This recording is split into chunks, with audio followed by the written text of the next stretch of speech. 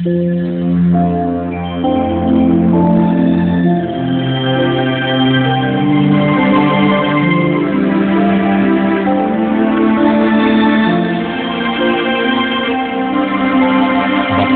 ang bumabasa at ang nangakikinig ng mga salita ng hula at tumutupad ng mga bagay na nasusulat doon, sapagkat ang panahoy malapit na.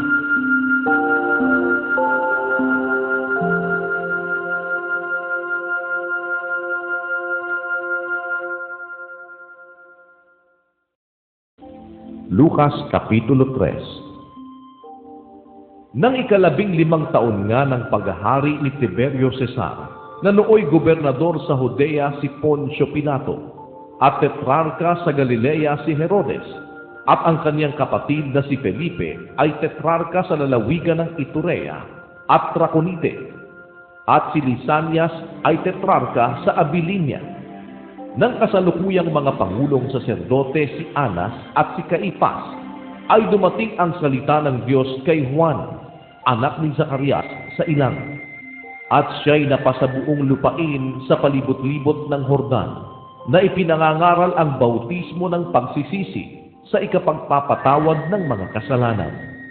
Gaya ng nasusulat sa aklat ng salita ng propeta Isaias, ang tinig ng isang sumisigaw sa ilang, ihanda ninyo ang daan ng Panginoon, tuwirin ninyo ang kanyang mga landas.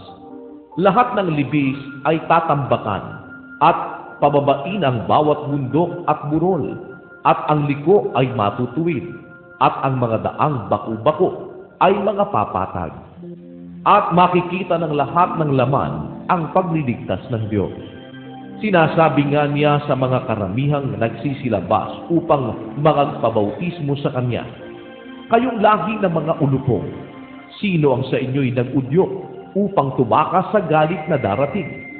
Kayo nga'y mga bunga ng karapat-dapat sa pagsisisi, at huwag magpasimulang magsabi sa inyong sarili, si Abraham ang siya naming ama, sapagkat sinasabi ko sa inyo, na makapagpapabango ng Diyos ng mga anak ni Abraham maging sa mga batong ito. At ngayon pa'y nakalagay na ang palakol sa ugat ng mga punong kahoy. Ang bawat punong kahoy nga na di nagbubunga ng mabuti ay pinuputol at inihahagi sa apoy. At tinanong siya ng karamihan na nangagsasabi, ano nga ang dapat naming gawin? At sinagot niya at sinabi sa kanila, ang may 2 tunika ay magbahagi sa wala, at ang may pagkain ay gayon din ang gawin. At dumating naman ang mga maniningil ng buwis upang magpabautismo, at sinabi nila sa kanya, Guro, anong dapat naming gawin? At sinabi niya sa kanila, huwag na kayong sumingil pa ng higit kaysa utos sa inyo. At tinanong naman siya ng mga kawal na nangagsasabi, at kami, anong dapat naming gawin? At sa kanila'y sinabi niya, huwag kayong kumuhang may karahasan sa kanino man, ni magparatang at magkasya kayo sa bayad sa inyo. At samantalang ang mga tao'y nagsisipaghintay at pinagbubulay-bulay ng lahat sa kanilang puso ang tungkol kay Juan, kung siya kaya ang Kristo, ay sumagot si Juan na sinasabi sa kanilang lahat, katotohanang binabautismuhan ko kayo ng tubig, datapwat dumarating ang lalong makapangyarihan kaysa akin. Ako'y hindi karapat-dapat magkalag ng panali ng kanyang mga pangyapak. Kayo'y babautismuhan niya sa Espiritu Santo at sa apoy.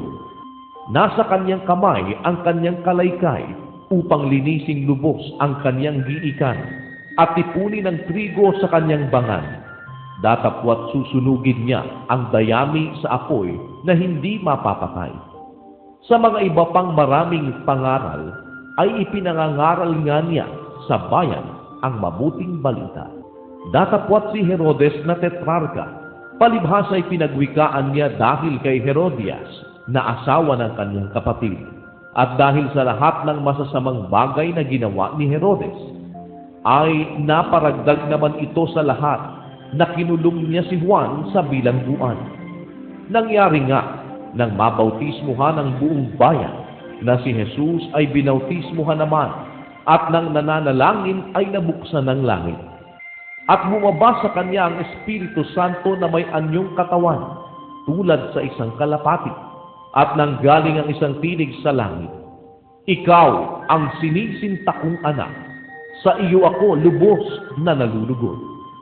At si Jesus din, nang magpasimula siyang magturo, ay may gulang na 30 taon, na anak ayon sa sinasapantaha ni Jose, ni Eli, ni Matat, ni Levi, ni Melki, ni Hane, ni Jose, ni Matatias, ni Amos, ni Nahum, ni Esli, ni Nage, ni Maat, ni Matatias, ni Semei, ni Jose, ni Huda, ni Joana, ni Resa, ni Zorobabel, ni Sealtiel, ni Neri, ni Melki, ni Adi, ni Kosam, ni Elmodam, ni ni Jesus, ni Eliezer, ni Jorim, ni Mata, ni Levi, ni Simeon, ni Huda, ni Jose, ni Honan, ni Eliakim, ni Melea, ni Mena, ni Matata,